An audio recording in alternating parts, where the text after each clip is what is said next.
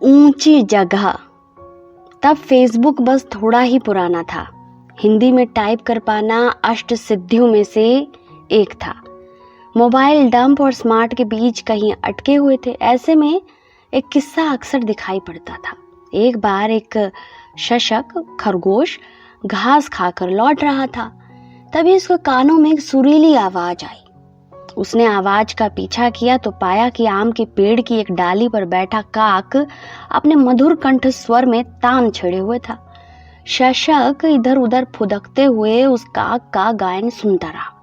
जब काक ने चौथाई घड़ी के लिए अपने कंठ को विश्राम दिया तो शशक ने पूछा, आप क्या कर रहे थे?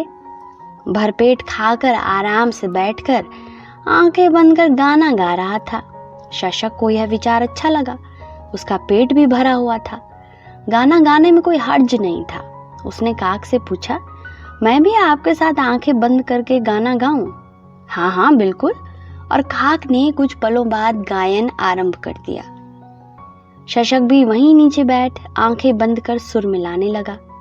अचानक शशक की चीख से काक का ध्यान भंग हुआ और उसने देखा कि पास से गुजरते हुए एक सिंह शावक ने शशक का शिकार कर लिया है।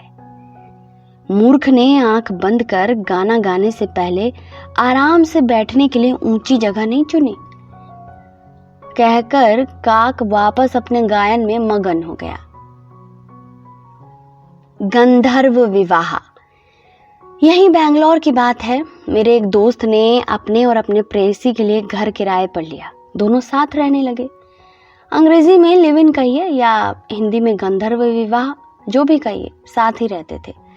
हमारे समाज में आज गंधर्व विवाह निंदनीय है। उसी भारत देश में जिस भारत देश का नाम जिस भरत के नाम पर पड़ा है, उनके माता पिता ने भी गंधर्व विवाह ही किया था। खैर, पुराणों की गाथा छोड़िए, हाल की बात बताता हूँ। तो दोनों प्रियतम और प्रियतमा साथ ही रहने लगे। पूरा घर सजाया बनाया और थोड़ी दूर पर एक और कमरा ले लिया। वह दूसरा कमरा बस इसलिए ही था कि कहीं कोई घर से आ जाए तो एक साथ देखकर हंगामा ना हो। वह दूसरा कमरा लड़की के नाम था। लड़की ने अपने आधे कपड़े, कुछ किताबें और एक छोटी सी रसोई वहां भी बना रखी थी। जब कभी कोई घर से आए या लड़की को एकांत में पढ़ाई करनी हो तो वो वहां चली जाती थी। इसके अलावा 8-10 दिन पर एक आध बार सफाई करने चली जाती थी कि कमरा रहने लायक बना रहे। एक बार लड़के की माँ आई हुई थी। स्वाभाविक था कि लड़की दूसरे कमरे पर चली गई थी। एक दिन लड़के ने सोचा कि उसे अपनी माँ से मिलवाया जाए। उसने माँ से बताया कि रविवार को एक दोस्त मिलने आएगी तो उसका भी खाना बना ले दोपहर को। जब वह लड़की आई तो माँ ने पूछा, बेटी चाय पियोगे? हाँ आंटी, अभी माँ जी बोलने की हिम्मत नहीं थी। ठीक है बेटा, तुम बैठो, मैं बना कर लाती हूँ। बोलकर लड़के की माँ रसोई की तरफ चली। लड़की भी साथ में चल दी और उसने बोला, मैं आपकी हेल्प करती हूँ ना। ठीक है बेटा। किचन में जाकर अम्मा जी सामने वाले ताखे का दरवाजा खोलकर उसमें चीनी और चाय पत्ती ढूंढने लगी।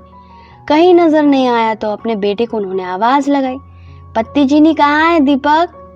तब तक उस भोली लड़की ने ऊपर वाला ताखा खोला, उसमें से चीनी तथा पत्ती के डिब्बे निकाले और कहा, यहाँ रहता है आंटी। अम्मा जी ने एक नजर हॉल में बैठे बेटे को देखा, एक नजर भाभी बहू पर डाली और कहा, लगता है आना जाना लगा ही रहता है बेटी तुम्हारा इधर।